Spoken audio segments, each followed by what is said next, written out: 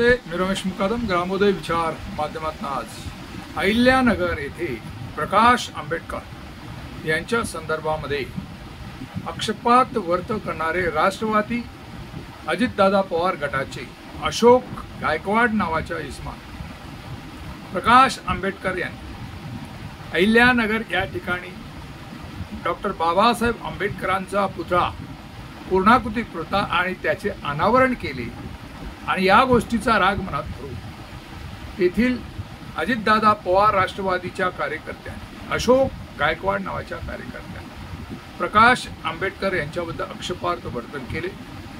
आम्हाला आमंत्रण न करता प्रकाश आंबेडकर यांनी त्या ठिकाणी पूर्णाकृती आंबेडकरांच्या पुतळ्याचं उद्घाटन कसं केलं आणि त्याचा राग मनात धरून अशोक गायकवाड यांनी आक्षेपार्ह वर्तन केलं, आक्षेपार्ह गोष्टी केल्या, विधान केलं आणि यामुळं वंचित बहुजन आघाडीचे जिल्ह्यातील अहिल्यानगर जिल्ह्यातील कार्यकर्ते हे संतप्त झाले आणि त्यांनी एक निवेदन अप्पर पोलीस आयुक्त अहिल्यानगर या ठिकाणी दिलेलं आहे आणि यापुढे डॉक्टर प्रकाश आंबेडकर यांच्यावर कुठल्याही प्रकारची टीका आम्ही सहन करणार नाही आणि जर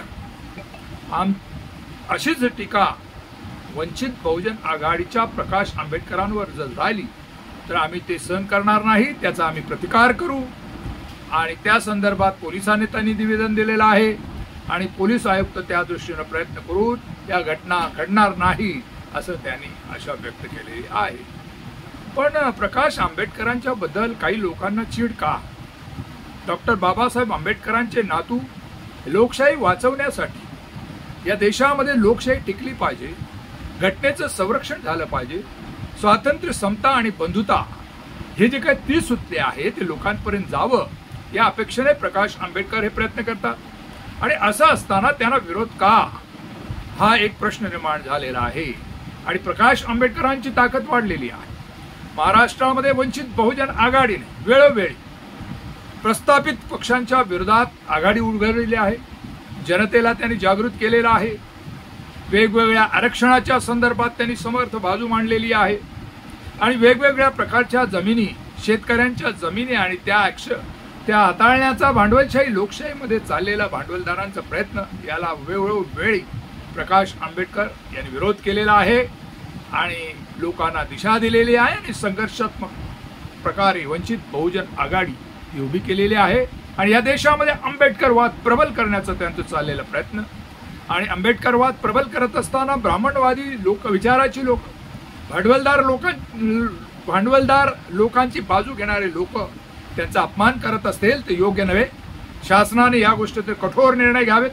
महाराष्ट्राचे मुख्यमंत्री देवेंद्र फडणवीस यांनी याबद्दल गंभीरपणे संदेश घेऊन प्रकाश आंबेडकरांचं संरक्षण करावं घटनेनुसार आणि संभाव्य काही गोष्टी टाळाव्यात.